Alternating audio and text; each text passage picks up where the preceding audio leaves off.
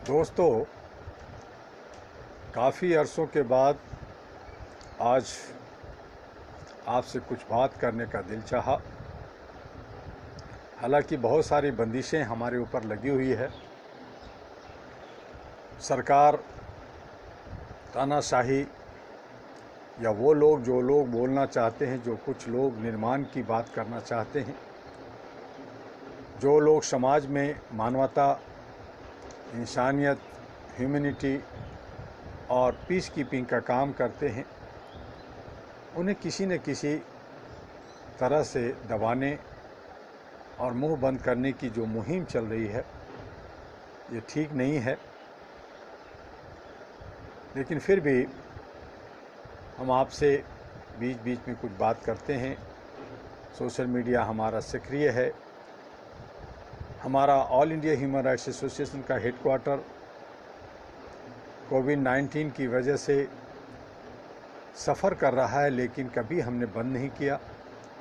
लगातार हम इस पे काम कर रहे हैं और जहाँ जितना जिसे मदद मिलनी चाहिए, चाहे उनको मोरल सपोर्ट चाहिए, हम लोग उन्हें दे रहे हैं।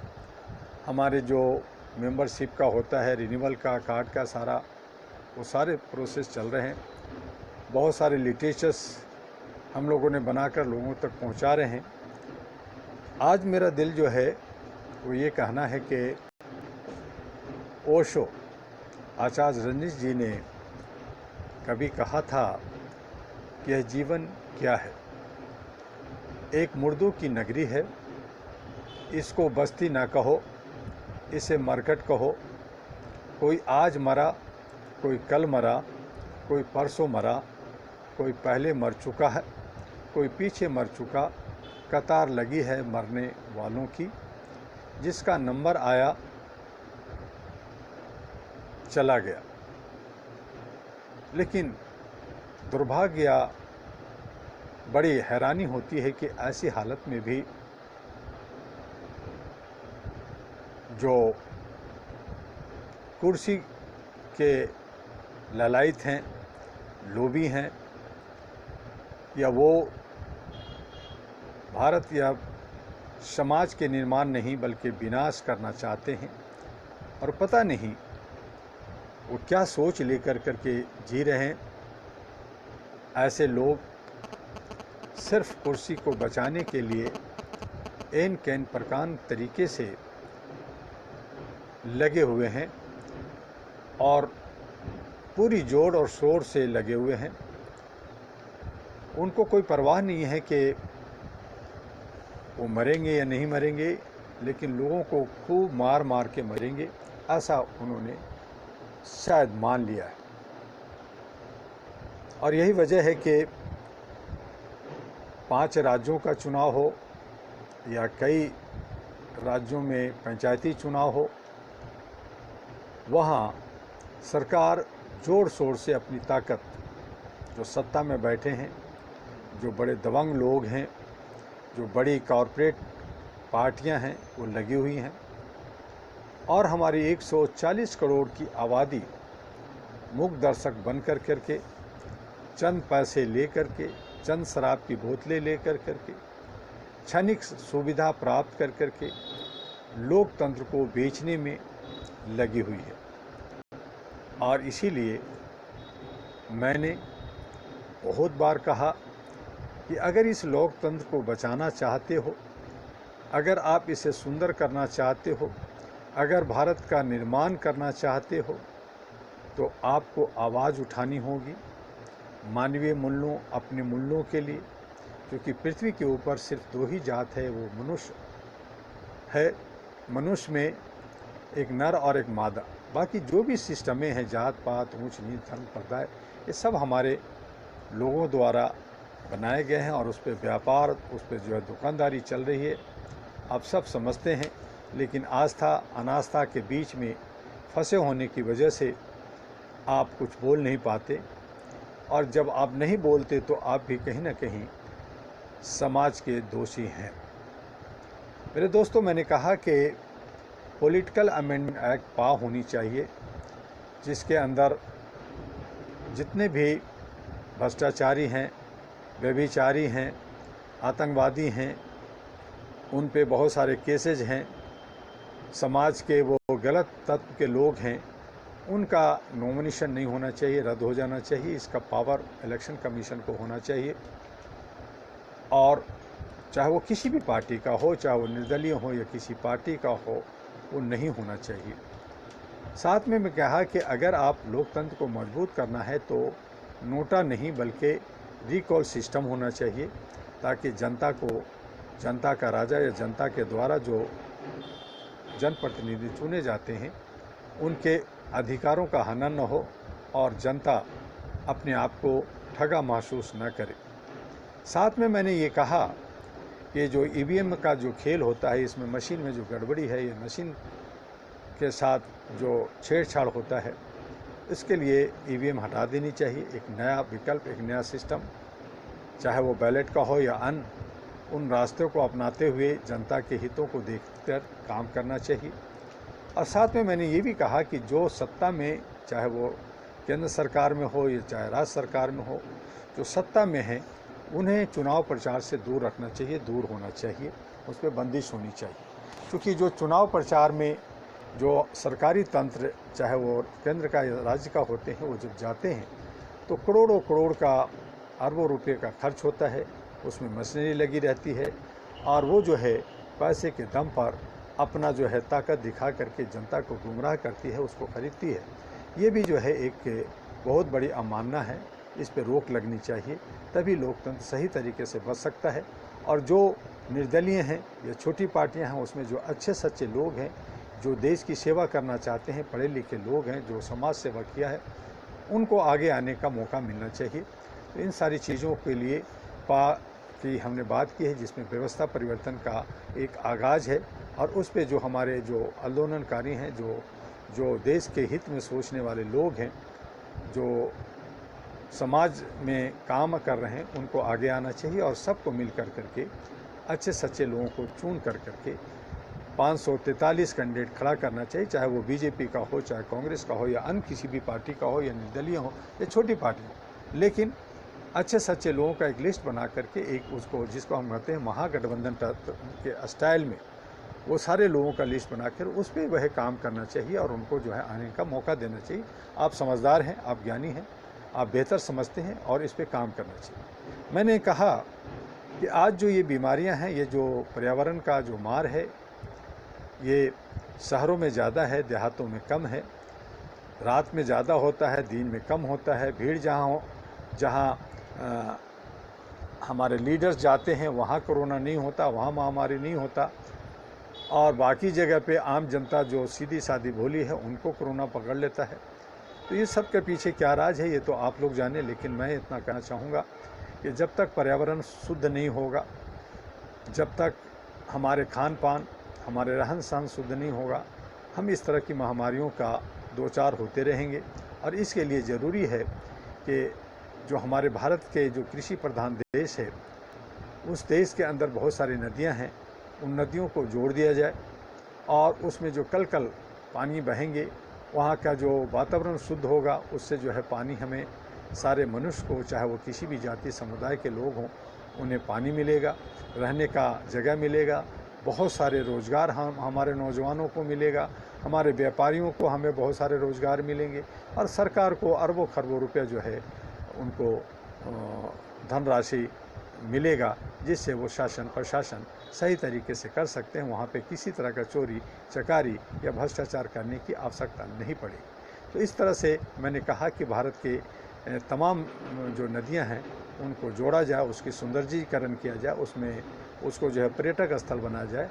और अगर ऐसा होता है तो आप मान लीजिए कि सही माने में भारत जो है फिर से विश्व गुरु और विश्व महान हो सकता है, एक नया भारत बन सकता है, जिसके आप बार बार कहते हैं कि नया Bharat, new India, shining India. तो ये तब हो सकता है जो भारत के तमाम नदियों को जोड़कर उसका विकास किया जाए, तो ये सारी हो सकती है। साथ में दिल्ली में मैं रहता हूँ, दिल्ली जो है भारत की राजधानी है और ये जो है पूरे विश्व में दिल्ली का नाम होता है। दिल्ली के अंदर जो है हमारे बहुत सारे विदेशी पर्यटक आते हैं और यहाँ से ही देश के अन्य भागों में जाते हैं। तो दिल्ली के जो दिल्ली भाषा है वो जमुना के किनारे बसा है। वैसे तो सारी नदी, सारे जो है शहर, ये हमारी जो सभ्यता है वो नदियों के किनारे ही बसा और पनपा, और आज वो सभी नदियाँ नाले हैं, इसलिए उनको जोड़ने की बात किया।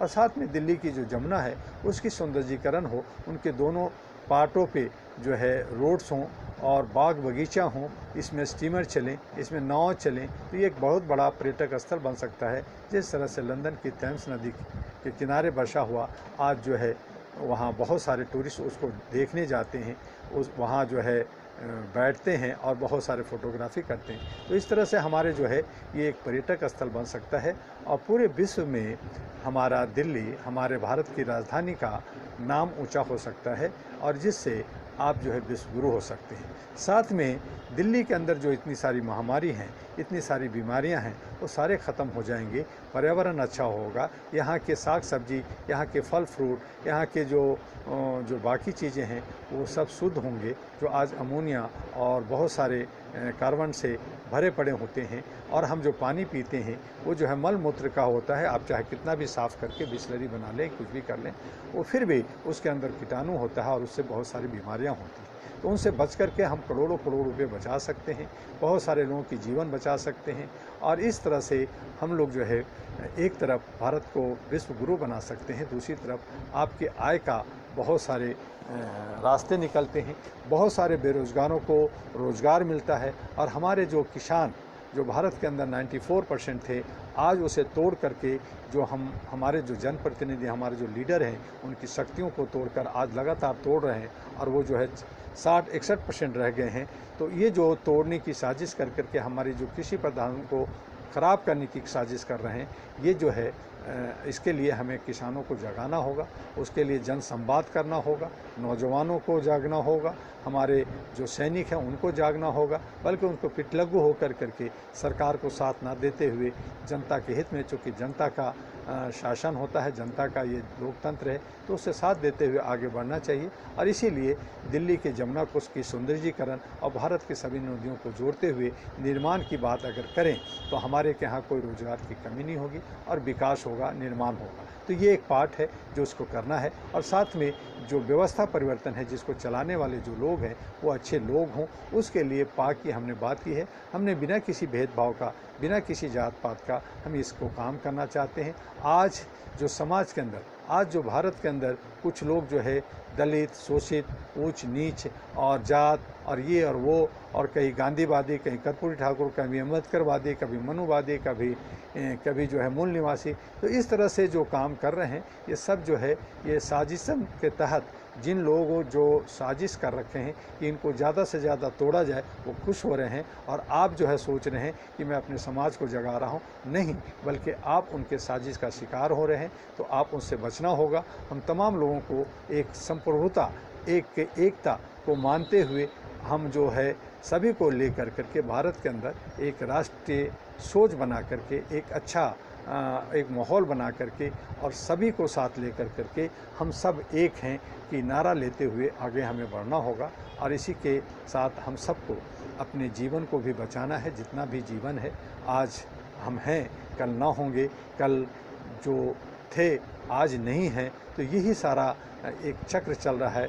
तो जो ओशो ने जो हमें कहा कि ये मुर्दों की नगरी है, इससे आप सबक सीखिए और इसे जो है एक बागीचा बनाइए, एक सुंदर बनाइए, ताकि हम जब जाएं यहाँ से तो हमारे पीछे की जो जनरेशन है, हमारे जो आने वाले जो नौहाल बच्चे हैं, जो ग्रसित होते हैं तमाम बीमारियों से। आप देखिए कि छोटा छोटा बच्चे में बहुत डांस करने की, गाने की, उछल कूद करने की बहुत कैपेसिटी होती है। यंग लड़कों तक जो है बहुत उनके पास हर कुछ करने की एक शक्ति होती है, लेकिन धीरे धीरे हर मनुष्य जो है बीमार होता है, कमज़ोर हो जाता है और उसकी शक्ति विक्षीण हो जाती है।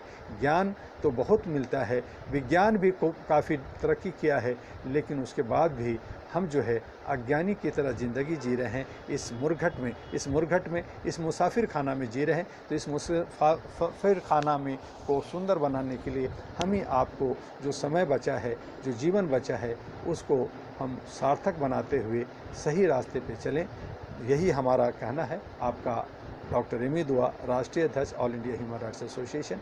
बाकी जो है आप सभी लोग लोकतंत्र को बचाएं। भारत हमारा आज़ाद नहीं है। 75वीं वर्षगांठ 15 अगस्त को 1921 को मनाने जा रहे हैं, लेकिन 99 साल की लीज पे ये भारत, ये यहाँ के जो नेता हैं, ये सब देश को बेच रखा है। मैं अगर देश का, बहुत सारे लोग कहते हैं कि प्रधानमंत्री होता तो सबसे पहले जितने नेता हैं उनकी सारी जो अकूत संपत्तियां हैं उनको निकाल करके जनता के सामने बांट देता, उनके विकास के लिए, भारत के निर्माण के लिए काम करता, सारे नदियों को जोड़ता, दिल्ली के जमुना नदी का सौंदर्यीकरण करता, और फिर भारत के जनता इतना खुशहाल होती कि उसे 50 साल तक किसी तरह का कोई टैक्स देने की ज़रूरत नहीं होती। वो अमन शांति के साथ, ये कृषि प्रधान देश है, वो रहता। हमारे जो किसान भाई हैं वो हरियाली के अंदर रहते, वो खुश रहते। आज वो भी बीमार रहते हैं, वो भी ग्रसित रहते हैं, वो भी दुखी रहते हैं, वो भी आत्महत्या कर रहे हैं। तो इस तरह का उनको नहीं होता। आज जो 94% से 60-61% पे आ गए हैं, उन्हें जो है आज हमारा कृषि प्रधान में 94 से 95-96% हमारे कृषि के लोग होते। हमारा कृषि जो है उद्योग होता, और जो है पूरे विश्व जो है हमसे अनाज मांगता, हमारे ऊपर देखता, हमारी नकल करता। हम आज नकल कर रहे हैं। छोटे छोटे देश जिनके पे हम उंगलियां उठाते हैं वो आज हमसे बाहर जा रहे हैं। ज़रूरत है हमें आगे बढ़ने का। जो लोग, जो देश, चाहे हमारे पड़ोसी देश हैं, चाहे बांग्लादेश है, पाकिस्तान है, अफ़गानिस्तान है, श्रीलंका है, भूटान है, नेपाल है, तो ये सारे हमसे आगे निकल रहे हैं और हम उनको रोना रोते हैं, ऐसा हो गया, वैसा हो गया। अपने आप को देखें, अपने को करें। जिस तरह से आज समाज के अंदर 140 करोड़ लोग अपने लालच में, लोभ में, पैसा चाहिए, उनको काम चाहिए, बाकी दुनिया भाड़ में जाए, जिस तरह से आप ये सोचते हैं, उस तरह से अगर देश के लिए सोचें कि हमारा देश सुंदर हो, हम सब अच्छे हों, हमारा समाज अच्छा हो, हमारा परिवार अच्छा हो, तो मैं समझता हूँ कि भारत अच्छा होगा और हमारे यहाँ की जनता जो है खुशहाल ज़िंदगी जिएगा। बस आज इतना ही। आप ज़्यादा समझते हैं, इसे आप ज़्यादा से ज़्यादा लाइक करें, शेयर करें और इसे फॉरवर्ड करें। आप हमारे बहुत सारे डॉक्टर दुआ, अहरा, अहरू, ahra.org, ahru.org, ahranews.org और anp.org.in, ये 4 वेबसाइट हैं, उन पे जाएं। फिर भी भारत के अंदर बहुत सारे ठग, बहुत सारे गलत लोग, बहुत सारे तत्व ह्यूमन राइट्स के नाम को बदनाम करना चाहते हैं। पैरेलल तरीके से अकाउंट खोल करके, पैरेलल तरीके से कार्ड बना करके काम करते हैं। उन सब से सावधान रहना है। और हमारे सभी सोशल मीडिया में हमने आपको जो है मेंबरशिप फॉर्म और स्ट्रक्चर ये सब डाले हैं। अब इनको ज़्यादा से ज़्यादा लोगों को समझाएं। ये भारत की नहीं बल्कि एशिया की पहली सिविल सोसाइटी है जो United nation, international bar association London, international bar association USA से जुड़ा हुआ है। भारत के कई अथॉरिटी से ये प्यार मोहब्बत पाता है। ये जो है सारे ब्लेसिंग लेकर करके एक संवैधानिक तरीके से, गलत तरीके से नहीं, बल्कि भारत के जो कानून है, जो हमारा प्रेम्बल है, जो हमारा संविधान है, हम उसी तरीके से चलते हैं।